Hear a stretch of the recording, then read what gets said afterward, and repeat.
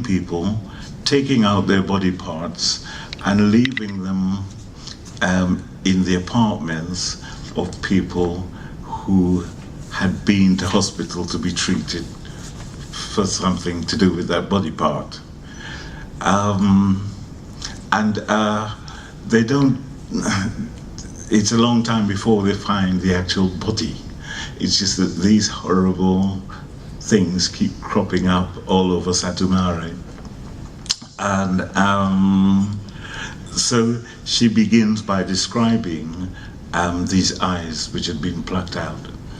The eyes had been plucked and laid carefully on the living room table, in between two withered roses.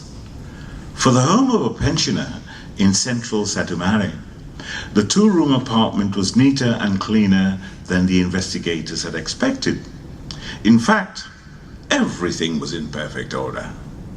And it was just these eyes, so real, which didn't fit in with the rest of the picture. On the other hand, they were not strikingly out of place. There was, however, no sign of the body to which they must have belonged.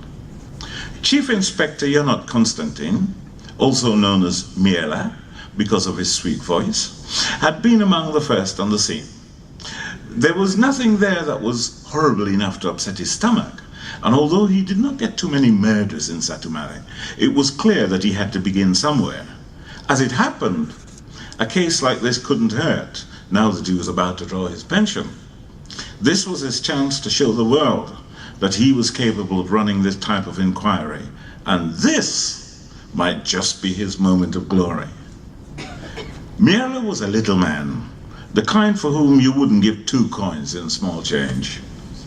He was plumpish without being obese, and he sported perpetually rosy cheeks, as well as a slight limp, the result of a car accident which had taken place several years ago.